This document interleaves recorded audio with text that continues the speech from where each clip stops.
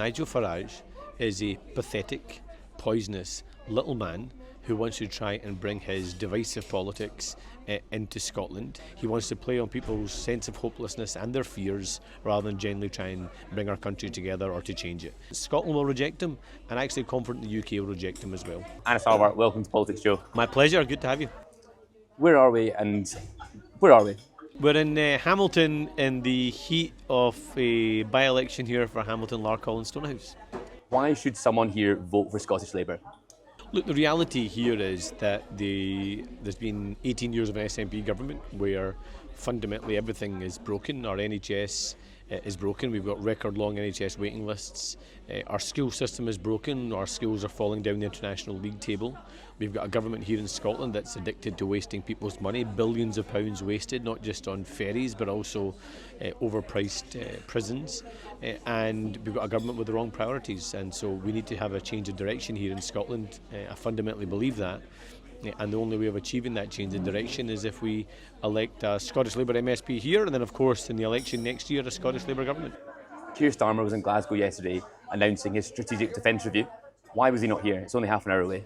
Well, look, I think it's important that the Prime Minister focuses on doing what a Prime Minister should do, which is secure our defences, secure billions of pounds of additional investment for key infrastructure and businesses here in Scotland, which is what the Strategic Defence Review does. And the single best thing that he can do for the people of Hamilton, Larkhall and Stonehouse is continue to work to improve their lives.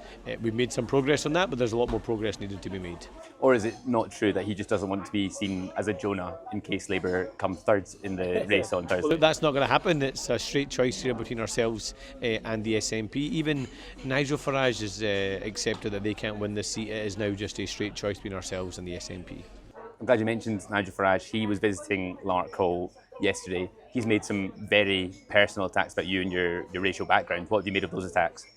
Put bluntly, Nigel Farage is a pathetic, poisonous little man who wants to try and bring his divisive politics into Scotland. This is a guy that doesn't understand Scotland, doesn't care about Scotland, couldn't give a damn about Scotland. In fact, I think it's only the third time he's visited here in 6 years. And what he did when he came here was expose how pathetic an individual he is. Just look at how he crashed the reform campaign yesterday. One, he comes to Scotland and says he wants to cut the money that is spent in Scotland's NHS. Secondly, comes and carries on his stupid and inaccurate racist assertions towards me. And third, he embarrasses himself by his campaign's been pretending here they can win, but he accepts that they can't win here. The man's a liability. He's only in it for himself. He will say anything and do anything to get people's support. He wants to play on people's sense of hopelessness and their fears rather than genuinely try and bring our country together or to change it. And that's why I'm confident Scotland will reject him, and actually confident the UK will reject him as well. Do these attacks and this kind of language make you personally nervous about you and your own safety? Well, look, no. I mean, sadly, it's part of the course now of this is what comes in modern politics. Is it not nice for my family? Of course it isn't. But generally for me, it only makes me more determined to show that this is not the guy that's got the right answers for Scotland or indeed for the rest of the UK. He is someone who, to be honest, breeds a kind of politics that, as I say, is all about fear, hopelessness, division. That's not been my politics, not the way I do politics. There are certain things that go beyond party politics. Challenging prejudice and hate is one of them.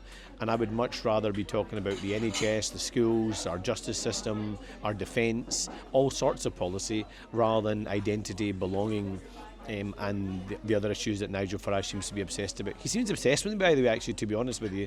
I don't know what it is but about a guy that sounds like me, looks like me in a leadership position that makes Nigel so uncomfortable. But I'm confident that Scotland and the UK will reject. Is it frustrating that Nigel Farage can swan up to Scotland, make some remarks about you and dominate the whole narrative of the campaign versus people aren't necessarily talking about the issues? Does that frustrate you?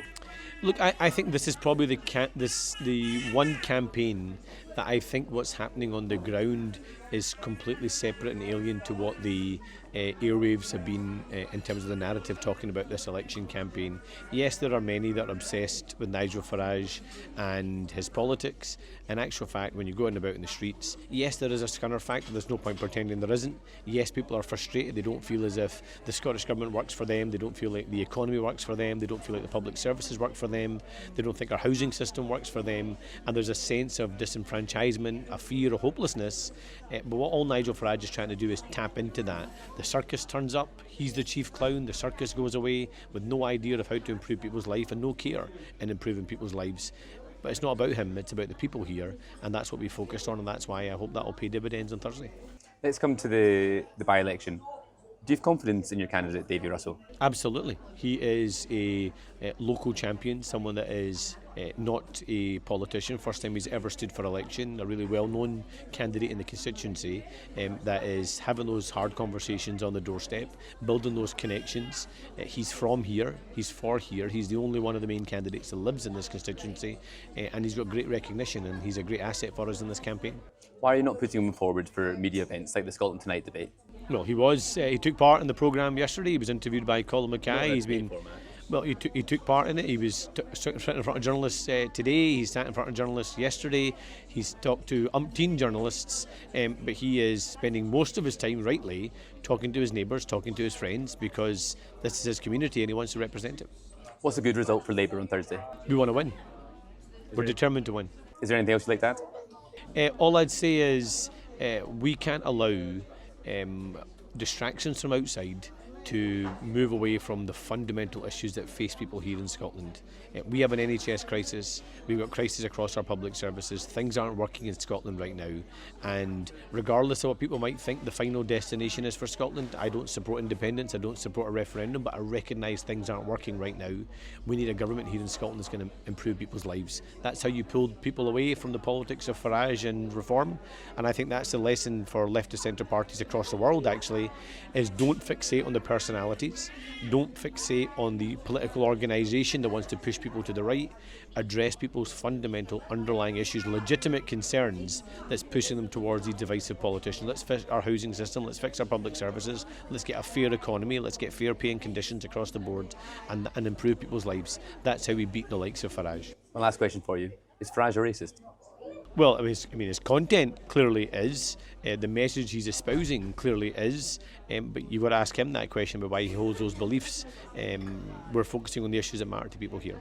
Thank you so much. My pleasure. Thank you. Thank you.